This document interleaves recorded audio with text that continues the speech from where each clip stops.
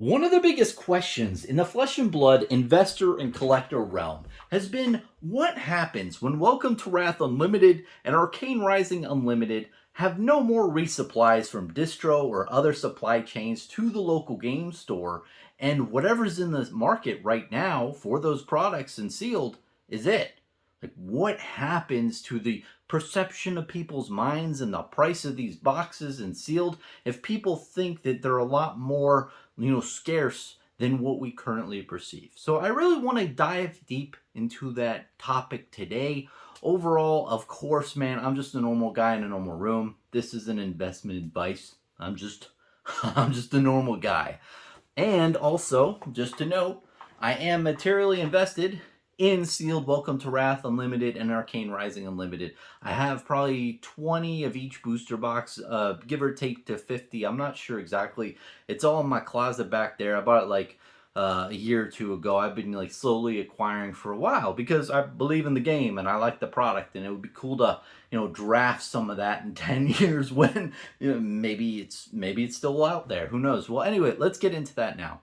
So over the last year, I've heard rumors here and there. Oh, Bronson, it's not going to be available too much longer. Distro is running out and everything like that. And oh, Bronson, oh, there's this huge warehouse with a bunch of stuff from the old CFB transaction that, had a bunch of random stuff happen that we aren't aware of, and it's in the shadow realm, and every 3 months it gets shipped out of the shadow realm into different places. I don't know what's happening, man.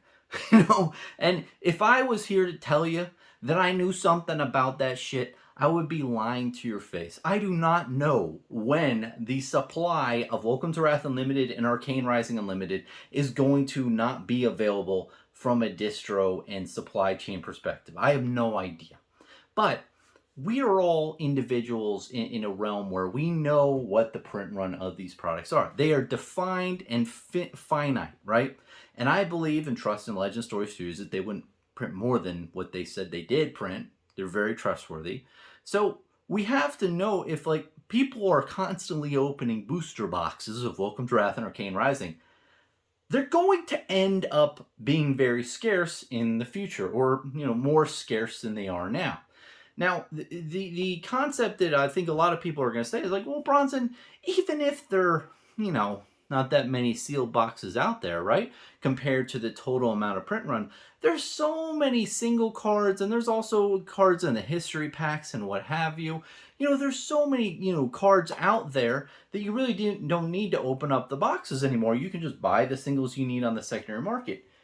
And I agree with you. I think that is a really good take. I think that there is that concept out there, is that you don't need to open the boxes for the cards inside. And if you look at the EVs, the EV probably won't go up too much per card value of these boxes, since there's tons of cards printed.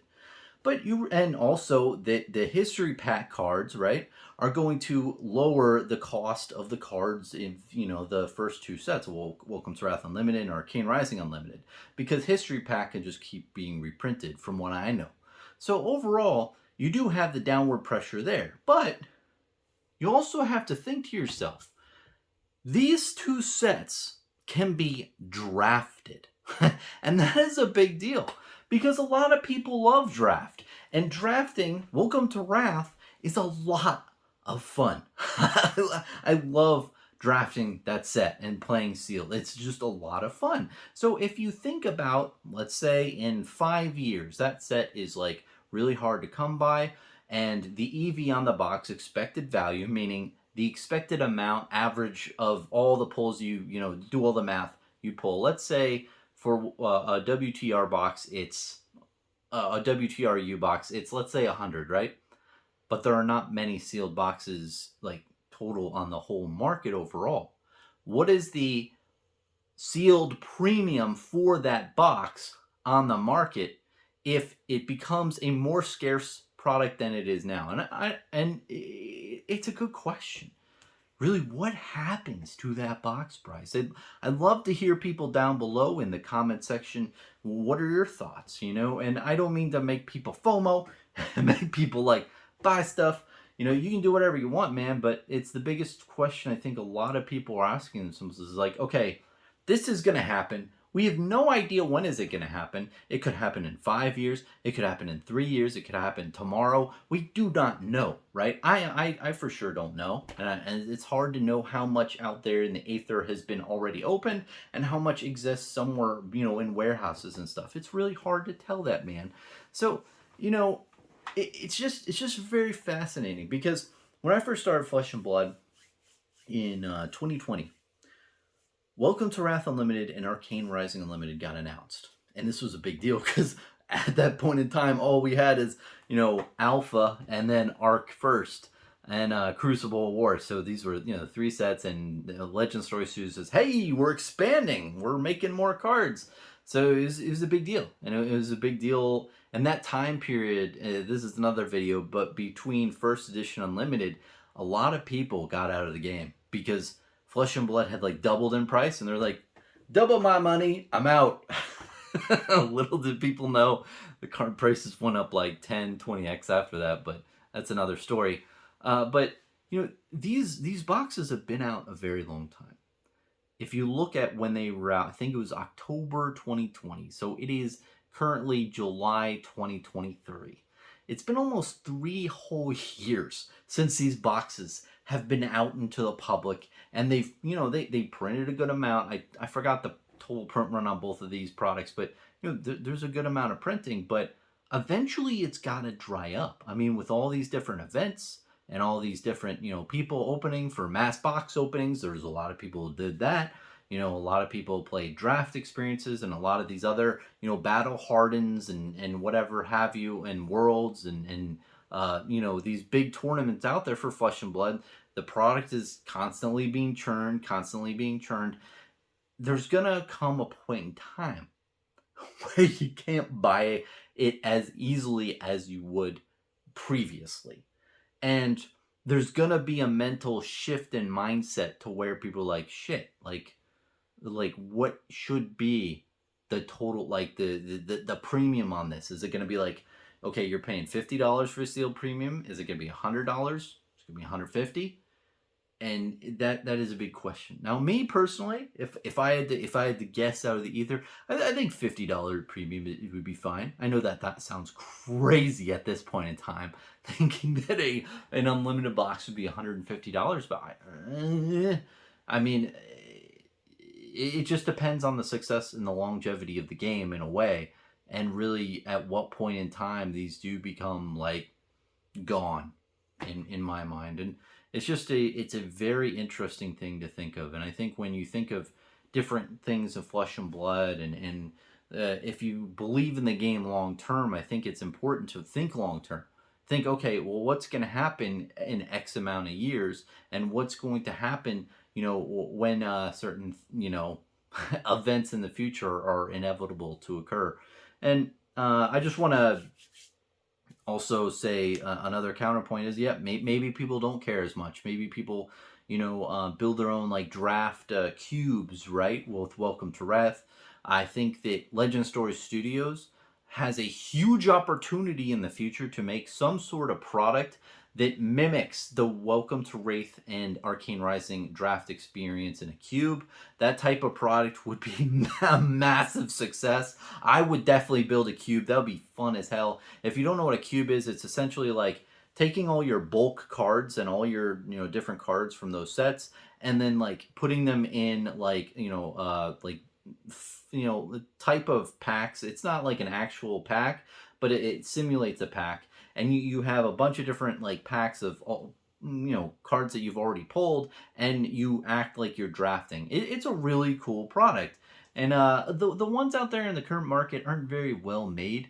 I think that they I don't know. I don't really like the design of them. I think Bearish, those guys could pull off a premium product. I would be interested. They could make some sort of product like that, or some other company. But anyway, I digress.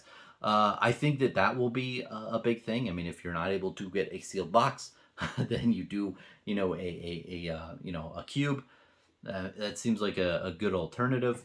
But yeah, just something to think about. I don't think it's been talked about a lot recently. I think we've talked about it in the past a lot more for the sealed boxes of these and this, discussion. But it's just the strangest thing where we don't know when it's going to run out. And overall, it just seems like there's an endless supply out there for people to buy and reorder these boxes. It's been hinted down different grapevines that the product's almost out. You can't get it anymore. But maybe that's just distro being like, act now or else. And then they're like, oh, hey, we found more. Oh, we found more. That's the silliest thing I've heard from different game stores. It's like, oh, we found more in the back closet. Here you go. And they do that like 6 different times to make people FOMO about, boxes. And just to make it clear, I hope I don't do that to anyone in this video. It's just something to really ask yourself. It's like, okay, it's an inevitable occurrence that these will become more limited in the future because of attrition and all these people opening boxes. And what happens when that occurs? It's something that's really been on my mind. And ultimately, it could not appreciate too much, or we could see people making really rash decisions in the moment, and maybe overpaying, who knows. But yeah, just something to really just grasp and just take into consideration, I think, if you're interested in buying stuff in the secondary market of Flesh and Blood, or even if you just like drafting it and you're like, well, be kind of cool to keep one in my closet for a rainy day in the future. Because yeah, no, man, those 2 sets are really fun to draft with, and I'm really looking forward to that, in 10, 20 years, pulling a box out and cracking it open with friends and playing a draft event, and just having a fun and just reminiscing to the beginnings of Flesh and Blood. So again, let me know what you think in the comment section down below of what you think will happen when the boxes go out of print.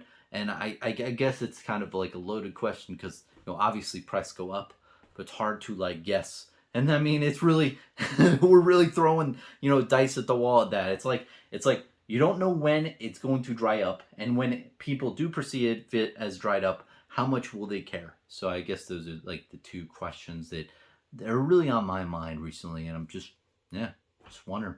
So anyway, cheers, man. Have a good one.